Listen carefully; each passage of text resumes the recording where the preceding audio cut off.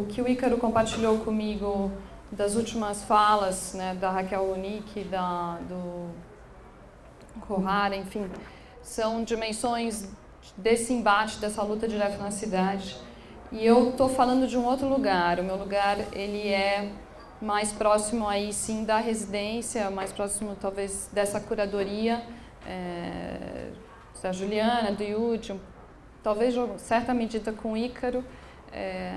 Então a minha intenção aqui é compartilhar com vocês duas grandes experiências, se for possível uma terceira, dessas articulações justamente entre práticas artísticas e esses outros agenciamentos que acontecem na cidade, e a gente problematizar questões a partir dessas experiências e conversando. A primeira experiência que eu compartilho com vocês chama Exo. Ela foi uma plataforma que eu cofundei com um grupo no começo dos anos 2000. Foi um momento bem interessante, que também foi um momento de inflexão. Eram os primeiros fóruns sociais mundiais. A gente começou em 2002, justamente no ano de eleição do Lula. Tinha um embate muito grande e uma inflexão que a gente está vivendo agora de outras maneiras. E nos interessava. Eu sou arquiteta de formação e trabalho com artes visuais, e sempre trabalhei entre esses dois campos, mas menos no projeto e mais numa dimensão do sensível, de como que a gente entende, o que sempre me interessou, como a gente entende a cidade, como se compreende a cidade, quais são os nossos filtros, quem está fazendo a cidade, como articula isso. E nesse momento eu me juntei a um grupo maior de pessoas de vários campos do conhecimento, desde o filósofo que chama Peter Paul-Pelbartsch, o Eli Ronick, a Denise Santana e outros artistas, o Kazu Nakano, que é um urbanista, e veio a partir de um desejo de construir um projeto, que daí surgiu essa plataforma que a gente chamou Exo, que desejava justamente construir esse lugar que era no campo da arte ainda, é importante situar isso, mas que pudesse problematizar, então, como é que se dão essas inserções, essas dinâmicas, essas representações da metrópole. Então, a gente se colocou como um laboratório nesse sentido, de reflexão, produção e mediação cultural, situado em São Paulo, que se estava no campo da arte, no campo da arte a gente conhece. Você tem os museus, você tem centros culturais, naquele momento, pelo menos muito mais fortemente, o mercado, e você começava a ter um fortalecimento novamente de coletivos de arte muito forte.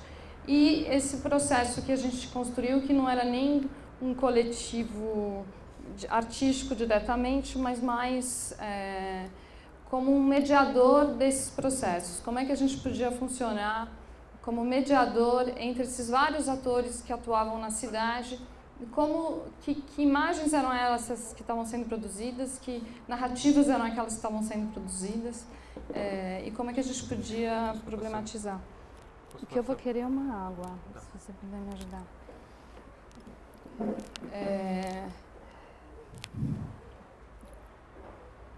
E aí, nesse sentido, a gente acabou escolhendo o edifício Copan, que ele como o lugar de trabalho do projeto, um lugar de reflexão do projeto e justamente das residências que a gente montou naquele momento.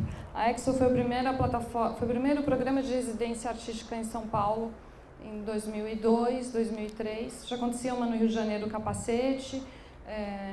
E era muito interessante porque residência é um nome, é um formato muito amplo, né? Você tem centenas de residências artísticas no mundo, e são muitas maneiras de fazer, de operar, de atuar. Ai, obrigada.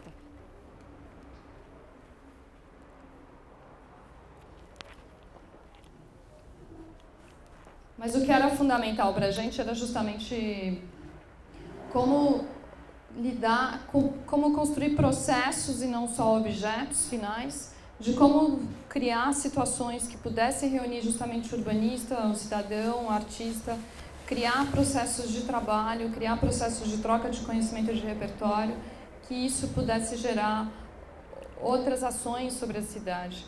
E a residência, nesse sentido, ela foi, então, uma ferramenta para a gente fundamental. Ela aconteceu de formas diferentes. A gente teve, durante 3 anos e meio, 30 residentes, entre artistas visuais, cineastas, urbanistas, a maioria estrangeiros, porque a gente operava muito justamente tentando trabalhar, convidando artistas de fora e trabalhando com urbanistas daqui, ou artistas daqui, ou sociólogos, visando, sempre entendendo a residência como esse lugar de troca e esse lugar de conflito. Que para a gente sempre foi importante como situação. E é importante ressaltar que é um processo que você não sabe onde você vai chegar, né? São processos construídos em rede, são processos construídos sempre com muita negociação, com muita articulação, mas a gente não tem... É sempre aprender a lidar com não sei o que vai acontecer, ao mesmo tempo é fundamental você ter essa comunicação constante de entendimento de quem está participando, o que se deseja. Ao mesmo tempo que a comunicação ela é importante, porque são interesses distintos, entender também e confiar que vai chegar em algum lugar, ou às vezes não vai chegar. Se constrói processos diferentes a partir daí. Eu trouxe 2 projetos desses 30 que a gente trabalhou, que foram mais longos e mais próximos e ligados a um projeto maior nosso que discutia a cidade de São Paulo, chamava São Paulo S.A., que foi junto com esse urbanista Kazu Nakano e um fotógrafo francês chamado Georges Dupin. E foi muito interessante como o processo, assim, a gente está falando de temporalidades, né? O Residência Cambridge vai durar 1 ano e são processos de 3 meses, 6 meses, 1 ano. É muito interessante nesses processos como ações de curto prazo são fundamentais, assim como o tempo, o amadurecimento no tempo de certas questões também são chaves para esses entendimentos. E essa residência e esse trabalho entre o Kazu Nakano e o Georges Dupin começou em 2003 e seguiu até 2006, não linearmente por todo o processo, mas por convites e momentos específicos. Ele partiu, sim, de uma discussão muito grande nossa, que interessava da discussão de São Paulo, dessa estratégia de territorialização, que era o trabalho do Kazu, que é um urbanista muito próximo a Raquel Roni, que trabalhou no Polis muito tempo, teve à frente do plano diretor de São Paulo pela prefeitura recentemente, e que era muito ligado aos movimentos também de moradia e outros movimentos sociais.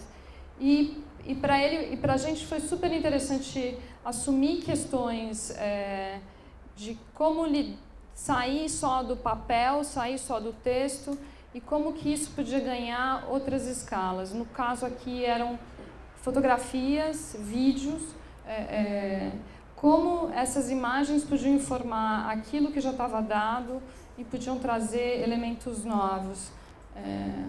A gente começou em 2003, então, justamente trabalhando na ocupação da Brigadeiro Tobias, isso em 2002, do MSTC, visitando e, ao mesmo tempo, algumas ocupações na Zona Sul. Depois a gente também foi para outros cantos, outros pontos estratégicos da cidade, e o que interessava nessa construção justamente entender como que se davam esses processos de ocupação na cidade, essas estratégias e mobilidades dentro da cidade, que ele foi então articulando com esses textos, mapas e uma série de imagens que a gente produzia junto. A gente ia a campo, eu, Kazu, o Jorge, que não falava português, e muitas vezes com lideranças locais, trabalhando esses lugares e como,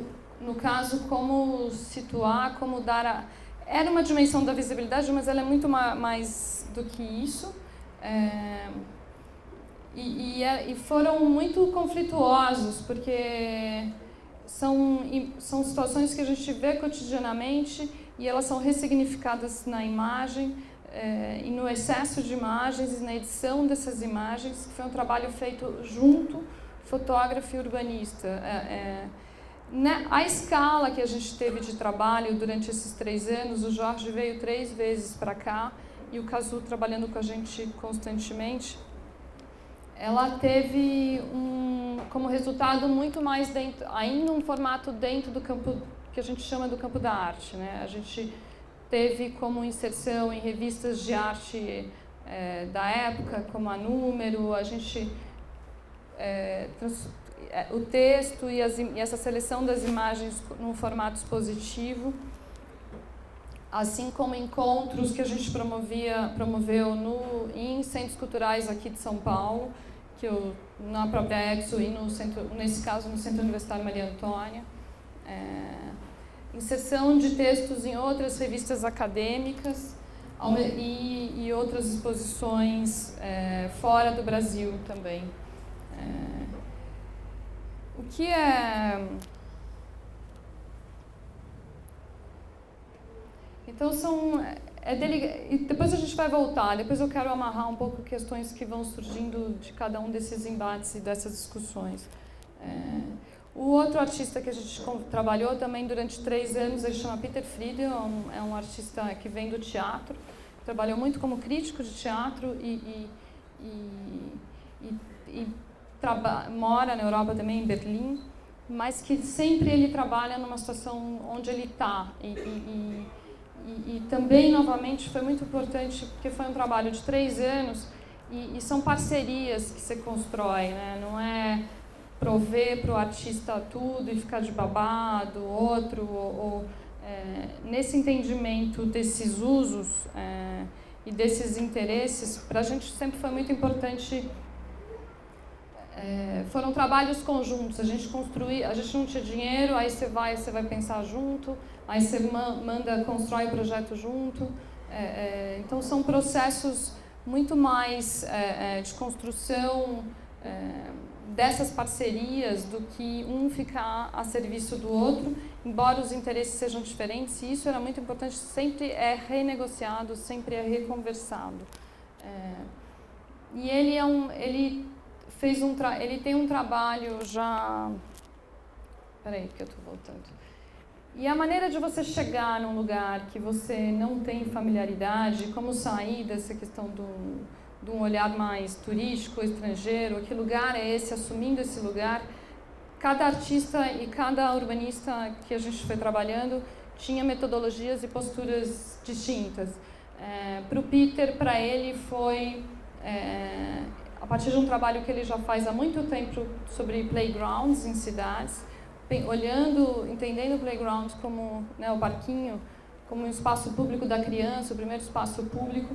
Ele faz já há 10 anos uma coleção dessas imagens que ele constrói em várias cidades. E foi a maneira como ele ficou aqui 2 meses, ele saía de manhã e ao final da tarde voltava. E ele ia num mapa ainda que a gente tinha de papel, isso 10 anos atrás. Atrás desses espaços e fotografando e problematizando lugares que existiam, lugares que não existiam, criando uma intimidade com um lugar muito maior do que eu, muitas vezes, que sou daqui, que nasci, cresci em São Paulo, que sou arquiteta, que trabalhava em vários lugares. Então é muito importante nisso, assim, também que lugares são esses que a gente vai criando, que intimidades são essas que a gente vai criando e distâncias saudáveis que são necessárias para todo mundo que está envolvido, assim. E era, de novo, sempre essa negociação. E foi a partir dessa experiência dele com a cidade que ele decidiu voltar e falar: eu vou trabalhar sobre o próprio Copan e mais sobre os trabalhadores do Copan. E aí ele voltou, a gente conseguiu construir esse processo, viabilizar a volta dele e fizemos entrevistas com parte dos trabalhadores da época do Copan, que virou um livro que virou uma exposição também, que participou tanto da Bienal aqui quanto internacional, que fala justamente dessa invisibilidade dos trabalhadores, de como que eles operam no edifício, qual é a vida deles, vão contando isso com muito primor e que vão revelando histórias muito potentes nossas, brasileiras, paulistanas, humanas, através de palavras, através de histórias, dessa história oral, ali no caso de quem trabalha no próprio no Copan. Nessa época que a gente estava trabalhando, foi muito interessante, assim, tinha um movimento muito grande de vários coletivos, como voltou até agora, mais recentemente, e teve justamente no Prestes Maia, com o MSTC, um movimento muito forte de vários coletivos de arte que, nesse período, também passou a trabalhar com eles. E eu participei mais no começo, eu não participei tanto a fundo, mas foi muito importante como processo, porque o que acabou acontecendo questões que perduram e que eu acho que a gente amadureceu muito desde então. Que lugar é esse de um artista que não viveu na ocupação, que vem trabalhar junto, que lugares são esses de possibilidade de atuação. E teve muita confusão no sentido de interesses muito diferentes, ali no caso, do ponto de vista dos coletivos de artistas que vinham de um outro espaço e o movimento de moradia. Eu não sei quem de vocês acompanhou isso ou conheceu. O Caio. E foi muito interessante porque uma das críticas que veio depois, que a gente pode abrir aqui, é justamente sobre esses circuitos desses trabalhos, porque o que foi interessante, por um lado, se trouxe estratégias desde trazer a palavra dignidade e na hora que um dos momentos que a polícia veio para tirar o movimento, eles souberam utilizar essa questão da mídia e pontuar, aí com o coletivo 3 de fevereiro, vários outros, sabendo articular essa estratégia com a mídia, né, naquele momento. Por outro lado, se problematizou muito depois, porque essas imagens foram parar na Bienal de Havana, foram parar em outros lugares, que circuitos outros esses da arte que se leva, quem leva o quê, né? E aí acho que tem muitas questões para serem conversadas conjuntamente, assim, porque são circuitos que se cruzam e que vão ter interesses distintos, mas que podem também acrescentar muito um para o outro e de que maneiras, né? E eu acho que essa é uma discussão que eu gostaria muito de abrir com vocês, assim, da gente desdobrar também. Tem um artista que chama Gavin Adams, e ele escreveu sobre esse processo do MSTC no Prestes Maia, que saiu numa revista Cultura e Pensamento do MINC em 2007, que enfim, dá para achar online, e eu também posso compartilhar depois. E aí a gente vai, desse processo da Exo que aconteceu no início dos anos 2000, 2002, 2007, teve um outro processo meu, pessoal, de eu mesma ir para uma residência num outro lugar e experienciar esses outros movimentos. E volto e participei desse processo da 10ª Bienal de Arquitetura de São Paulo, que aconteceu em 2013, que tinha essa discussão da cidade... justamente sobre quais são os modos de fazer e modos de usar a cidade. Era para a gente uma discussão fundamental naquele momento e continua. A gente trouxe questões justamente fundamentais da cidade e ainda muito latentes, da mobilidade, do espaço público, dessa densidade, da infraestrutura da cidade. Quando se opera numa plataforma cultural, como Bienal ou outras, o que a gente consegue fazer, isso que é interessante para compartilhar, a Bienal é entendida como uma caixa de ressonâncias do que está acontecendo, né? A gente tem limites e também tem potências. Oi.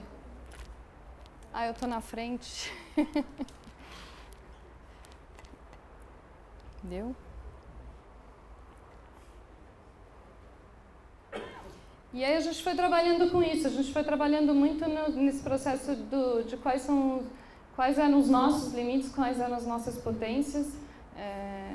Essa Bienal de Arquitetura, ela aconteceu, ela tinha um nome, mas ela não tinha dinheiro. Ela aconteceu de uma maneira quase entre o institucional e o ativismo, porque a gente foi construindo um processo de discussão semanal, de construção, de articulação institucional para essa Bienal acontecer. Durante um ano e até 2 meses antes da Bienal, a gente ainda não tinha um tostão. E até uma semana antes eu não sabia se ela ia acontecer ou não, embora publicamente, para todos, ela ia acontecer. E isso é um trabalho muito potente, assim, a gente está sempre trabalhando, faz parte quando você vai construindo todos esses processos, aprender a blefar, né? Aprender você inventa esse lugar para ele poder acontecer, e é nessa articulação política de outras pessoas que você consegue construí-las. E essa Bienal foi essa experiência, aí eu fico na frente, numa escala grande, e de responsabilidade também. Então a gente tinha a certeza de que era fundamental acontecer, de que a gente queria lidar não com a arquitetura como objeto, mas com a cidade. Então, trabalhar com a cidade não fazia sentido para a gente ser num lugar fechado, mas sim atuar na cidade, com seus heterogêneos habitantes e possibilidades. E a gente foi construindo, então, essa rede também de espaços culturais ligados à infraestrutura de transporte público, coletivo, que é o metrô, e fazendo essa conversa que, claro, ainda ficou muito nessa parte que a gente conhece, centro-oeste da cidade, muito mais rica e com infraestrutura. E por isso que foi uma chave super importante para a gente construir justamente articulações com o Centro de Formação Cultural Cidade Tiradentes e o Teatro Oficina, que é no Bexiga, mas não deixa de ser uma situação periférica dentro do centro. E foram processos que a gente começou a construir ao longo durante um ano, com vários estudantes e arquitetos e de várias gerações trabalhando junto, construindo esses processos. Em junho, com a eclosão das manifestações, ficou evidente para a gente que o que a gente estava trazendo era fundamental e que ela tinha que acontecer e que a gente, de alguma maneira, ia fazer acontecer. E ali, ao mesmo tempo que institucionalmente fragilizou algumas articulações que a gente estava fazendo e ao mesmo tempo nos deu carta branca para fazer aquilo que a gente acreditava que tinha que fazer. Então, nessa relação, quando você não tem dinheiro envolvido ou não tem pressão de patrocinador, você pode construir muitas coisas, né? E aí a gente foi justamente nessas... ali tinha uma potência e esses deslizes semânticos que a gente opera cotidianamente, em várias escalas, você tem que operar com elas, né? A favor do projeto que você está construindo, daquilo que se acredita. E no nosso sentido, assim como a Carmen, claro que o movimento tem uma articulação e uma sabedoria e uma trajetória dessas articulações, a Bienal, numa escala muito menor, a gente também operou dessa forma. A gente chamou secretário da Cultura, secretário do Urbanismo, todo mundo falava, não, vamos fazer, mas então vamos fazer. Então a gente forçou para ter um evento público mais institucional, visando que eles se comprometessem para que aquele projeto pudesse acontecer. Isso não necessariamente garante, mas foram essas construções que a gente foi fazendo justamente para as coisas poderem acontecer, para você construir. E esse modo de fazer, o modo de usar a cidade, que foi se mostrando cada vez mais, que se antes pareciam duas coisas diferentes, ficou evidente que o modo de usar a cidade que informa como a gente faz a cidade, né? Como a gente faz a cidade, como a gente usa. E aí ele se expandiu para outros modos que a gente foi articulando especificamente em cada lugar, modos de agir, modos de colaborar, os modos de habitar e trabalhando então em cada centro cultural que a gente trabalhou questões específicas. No Centro Cultural São Paulo, que foi o nosso coração, junto com o Sesc Pompeia, a gente trouxe vários projetos. A Bienal, no final, teve 180 participantes, 180 projetos participantes, então muito mais pessoas, entre chamada aberta e convites diretos. Uma experiência que início a gente trouxe justamente os movimentos Occupy, os movimentos das manifestações aqui, outros projetos como o do Saramandaia em Salvador, a Favela da Maré no Rio de Janeiro, um dos conjuntos habitacionais mais significativos na história da arquitetura dos Smithsons em Londres, que naquele momento estava sendo demolido pelo governo, porque esse processo não é exclusivo nosso, de especulação imobiliária, então trazendo experiências locais e de outros locais desses embates e dessas lutas, e ao mesmo tempo justamente como tem nesses movimentos como se tem tanta potência com essas outras ações micros, sejam de horta urbana e outros que também foram ativados ali ou convidados a participar. Uma experiência pontual para compartilhar com vocês, que é no Museu da Casa Brasileira, que é na Faria Lima, que é uma área super rica da cidade. A gente trouxe justamente os modos de habitar e trouxe uma problematização do Minha Casa Minha Vida, assim como um outro projeto de uma ocupação em Belo Horizonte, do Caiová, que o Gilfrida está aqui, que foi assistente... Guarani Caiová, que foi assistente da Bienal, e que foi uma história super potente, pequena, assim, de ações entre essa dimensão institucional, como a gente está falando. Esse grupo entrou como... E clássica de São Paulo, enfim, de alguma maneira não é a primeira, né? Porque eles foram selecionados, mandaram essa proposta, entraram na Bienal, e foi um processo super importante para eles lá, de serem reconhecidos, de sair da página, deles comentarem, de saírem da página policial e irem para a página cultural, que isso é sim uma das estratégias de descriminalizar esses movimentos e construir outros processos. E isso por conta da Bienal, por conta desse convite, e eles também vieram para cá, eles nunca tinham visto uma exposição, e se abriu uma outra situação. Não sei se, Gilfrida, você quer depois compartilhar.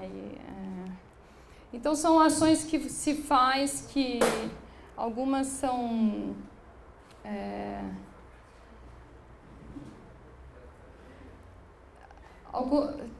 quando você está nesse turbilhão, são articulações que a gente vai construindo, né? Então, essas práticas artísticas, essas práticas urbanas, como a gente vai articulando nesses agenciamentos de uma Bienal, de movimentos sociais, do governo.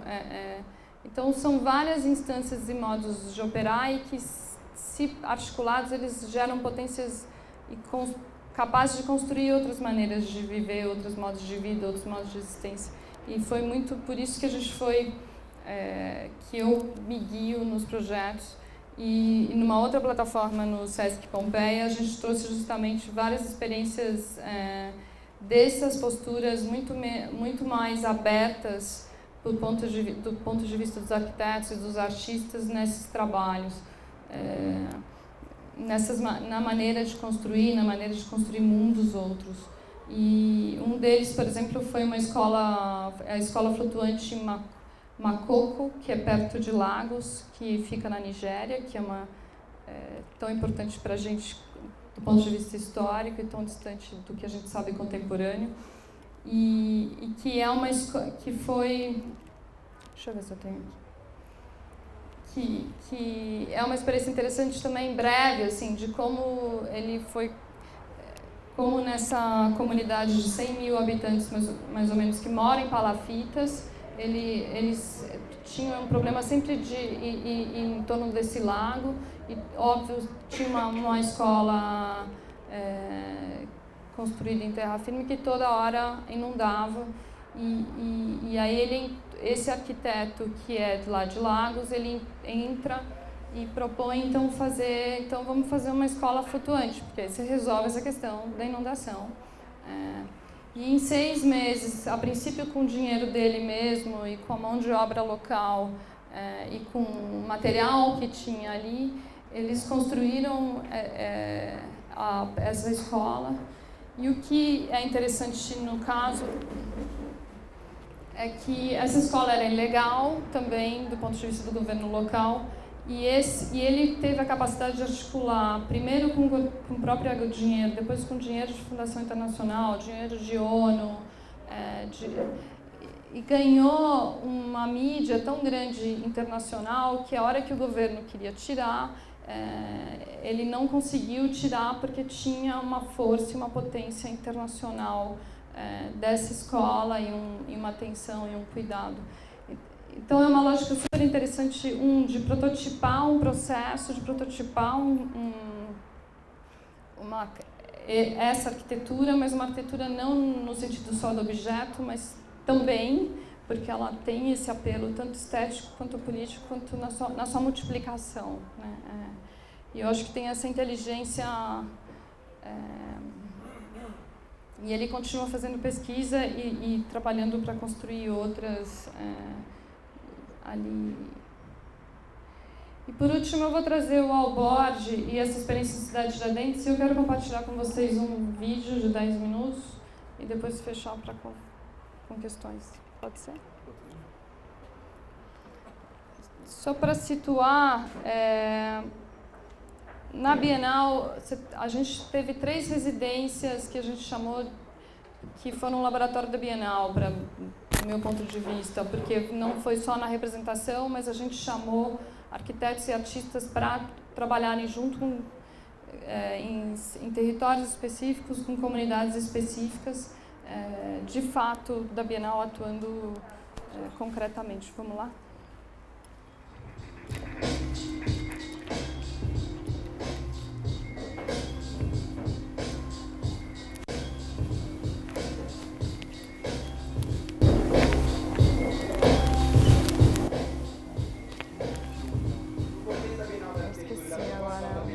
Discutir o direito à cidade, a educação e de centralizar também as atividades da Bienal, a gente se juntou com o NACO, que é um coletivo de arquitetos que já tem uma preocupação e uma experiência em trabalhar também em regiões periféricas, e surgiu essa ideia de a gente fazer atividades da Bienal de Arquitetura aqui, num processo com muita participação da comunidade e com muita troca.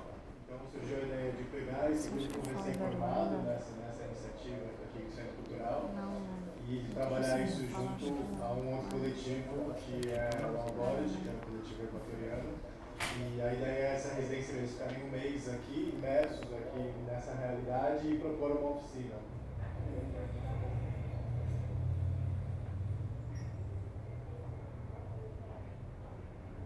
Essa comunidade está aqui há alguns anos e também durante esse processo de começar a construir esse mega prédio público aqui, o pessoal que está aqui sempre teve aquele receio, uma hora vão tirar a gente. Já teve ameaça de tirar o pessoal daí várias vezes, entendeu? O pessoal resistiu, o pessoal construiu, é a casa do pessoal e tal. A questão é que o pessoal não quer só ficar, quer ficar e viver bem aí. Aí existe esse problema do esgoto, é um problema sério, né? Porque já é saneamento básico, o dia de calor você tem um mau cheiro horrível.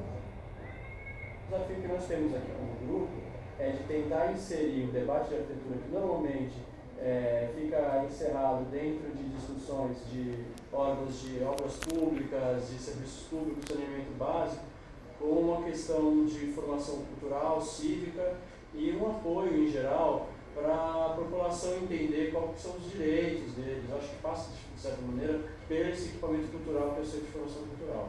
Nosotros venimos a hacer lo que están viendo ahí, o sea, huecos, comer con la gente, trabajar con la gente, venimos a preguntarle a la gente qué quiere hacer, nosotros damos algunas ideas, ellos dan otras y luego le hacemos cosas. A dinâmica que o grupo Arquitetura Malbora propõe tem características muito interessantes, porque eles lidam de fato com atividades curtas, de rápida produção e de interesse de fazer algo que se materialize com muita clareza. São objetos de arquitetura que são também símbolos, né? São abrigos, pontes, bancos, escadas, simbologias de como o homem ocupa o espaço, transforma a natureza e acaba criando cidades.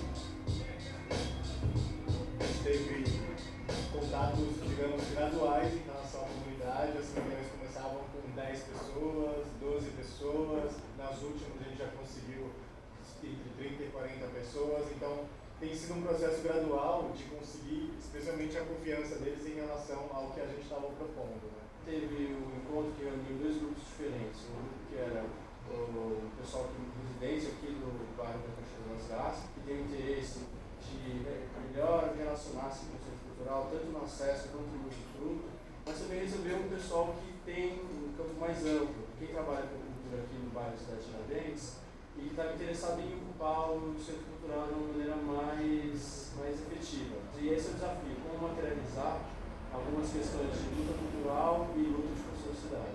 Nossa preocupação sempre foi muito grande em deixar todos responsáveis por esse processo, pelo projeto, pela obra, para que de alguma maneira isso fizesse com que principalmente a comunidade se apropriasse disso de fato e que conseguisse levar isso além da oficina da Bienal. A dinâmica proposta pelo grupo de arquitetos foi um concurso de ideias. O concurso de ideias lançou duas perguntas: se essa rua fosse minha, e a outra pergunta foi: se o Centro Cultural fosse meu, um equipamento de cultura do Estado que ia realizar uma área em que a única presença do Estado se dá equipamentos de educação, saúde e assim, meios suficientes para a demanda, e de repente equipamentos de cultura que tem mais coisas para que servem. Esse processo ele vai fortalecer e qualificar também essa luta dos moradores, né, para poder melhorar esse espaço de uma forma mais estrutural mesmo, né? Então, e, na verdade, quando eu digo qualificar, fortalecer o processo político. A gente conseguir, de fato, ter um equipamento público que está inserido, rodeado de uma área de lazer e que seja a extensão do passeio público, né? Então, de fato, construir um modelo de espaço público aberto, integrado. E isso não é fácil, principalmente num bairro como esse, que a gente tem um histórico de uma relação crítica entre Estado e população, né? Pela negligência, pela ausência do Estado. A gente estava tentando justamente pegar esse ponto, assim, que é fazer alguma coisa para que eles legitimem o lugar deles aqui, fazer a conexão desse povo que mora aqui com o centro cultural. Então aqui, fazer uma ponte no córrego, antes mesmo do córrego estar adequado e saneado, no fundo tem um caráter simbólico muito grande. Você demonstra que existem cidadãos utilizando aquele espaço e que aquele espaço precisa ser readequado urgentemente. E demonstra até onde pode ir o esforço coletivo da população e onde entra o Estado. A gente tinha um plano feito em parceria com a comunidade, né? Que era de fazer essa ligação com o centro cultural, mas a gente acabou não levando o desenho, e isso aproximou um pouco da gente, da comunidade também. Isso acho que fez com que eles tomassem um pouco mais para si essa postura de fazer a obra acontecer e fazer mesmo o projeto. Então a gente tinha que fazer uma escada, resolvia com os arquitetos e a comunidade que estava presente ali, os moradores, como ia fazer, riscava, começava a fazer como foi feito do outro lado da ponte, como foi feito no caminho, nas escadas, dentro do centro cultural. Já teve criança aqui que já pegou o braço, escorregando nesse barranco aqui, sem ter escada para subir, teve que dar a volta lá para ter no meio mundo da rua. E a senhora, minha avózinha ali, não coitava nunca veio para cá. Acho que não tinha acesso mais placa que foi fixada, estabeleceu esse caminho que descia uma escadaria que era central para o projeto, chegava na passarela, né, na ponte, continuava pela rua que eles esperam que um dia exista ali na frente da casa deles, a gente espera que esse trabalho sirva para ajudá-los a conseguir. Passava por essa rua, entrava no centro cultural, a gente fez algumas escadas, chegou na pista de skate, que era o limite da construção que vinha lá do centro cultural, e a gente cortou um pedaço dos guarda-corpos para que as pessoas pudessem passar sem ter que pular ou passar por baixo, que era o que acontecia na verdade.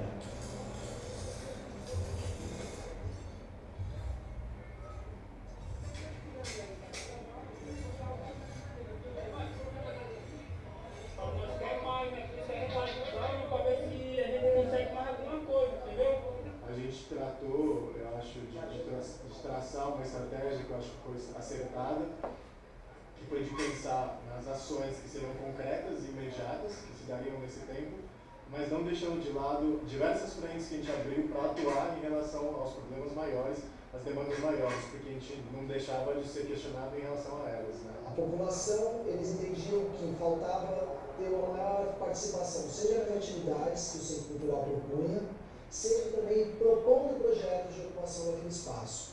A partir disso, a gente organizou um evento de ocupação mesmo, ocupação porque ele foi feito de maneira independente, todo organizado por produtores e agentes culturais locais. O evento cultural ele tinha basicamente 3 objetivos fundamentais. O primeiro era comunicar, era dizer o que estava acontecendo ali naquele período da residência, naquele mês. Quem eram aquelas pessoas que estavam trabalhando ali, quem eram as pessoas da comunidade que estavam trabalhando ali. O segundo objetivo é que nesse evento de ocupação, quem fosse participar teriam que ser manifestações culturais locais. Então a rapaziada do rap, a rapaziada do funk, o pessoal do skate, do grafite.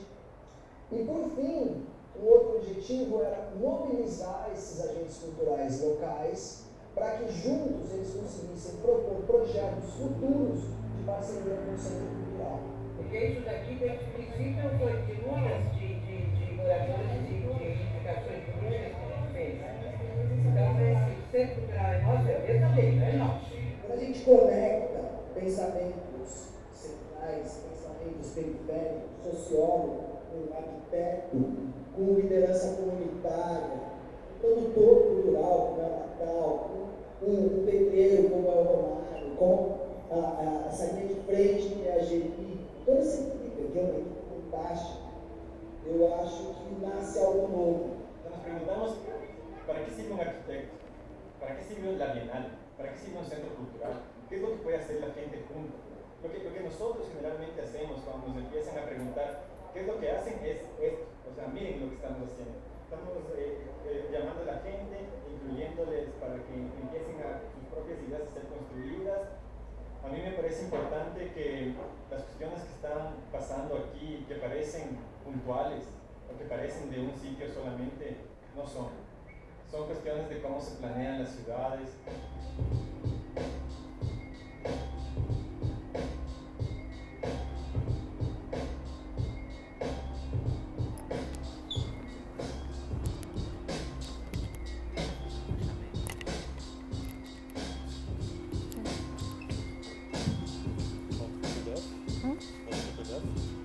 Pode parar, volta, eu vou só fechar. Para por aqui. Bom, Esse centro era um centro cultural francês? Os franceses fizeram um evento lá também, mas... Esse Centro de Formação Cultural Cidade Tiradentes, ele foi inaugurado em dezembro de 2012, um pouco antes de entrar o Haddad. Mas ele é da Prefeitura de São Paulo, e o Guilherme César, que vocês viram, mora lá há mais de 10 anos, e esse Centro Cultural é uma conquista dos moradores de Cidade Tiradentes para ter esse equipamento. E aí foi uma conversa que a gente começou em dezembro de 2012, janeiro de 2013, foi a primeira conversa que eu tive da Bienal, foi com o Guilherme, eu, o Guilherme, ele, o outro curador, que veio propondo para trabalhar junto, dessa importância. E aí foi um processo que a gente foi construindo para conseguir fazer acontecer, porque a gente não tinha dinheiro, a gente não tinha nada, tinha um processo. E a hora que o SESC entrou como parceiro, a gente conseguiu viabilizar essa parte da Bienal com mais força, assim. E aí é super, só para completar, enfim, quero abrir para essas conversas, acho que várias questões vêm. A gente estava falando de temporalidade, né? Esses arquitetos do NACO trabalham muito tempo, já trabalhavam há muito tempo em Cidade Tiradentes, em projetos diferentes, ligado à usina, ligado a outros projetos, se formaram nesse contexto da Bienal. A gente convidou o Albord para trabalhar junto, foram duas metodologias, modos de trabalhar diferentes, mas tinha evidentemente que ter lideranças específicas ali junto da Garça, a gente entendeu o que seria possível fazer naquele espaço de tempo limitado e que ao mesmo tempo gerou muita coisa, né? Então, em 40 dias você consegue fazer muita coisa. Ao mesmo tempo, eu voltei lá 6 meses depois e voltei de novo e o Guilherme criticou muito a gente, porque teve um efeito Cinderela. Se por um lado a Bienal, o fato de ser Bienal, o fato de ser esses projetos culturais, ele ajudou, a prefeitura não vinha há anos, aí veio, limpou o lixo da rua, começou a se articular, respondeu, porque tinha uma certa dimensão institucional. Eu falei, ótimo, se a gente não tem, a gente ainda tem essa força, vamos usar isso a favor, né? Eu digo a Bienal de Arquitetura.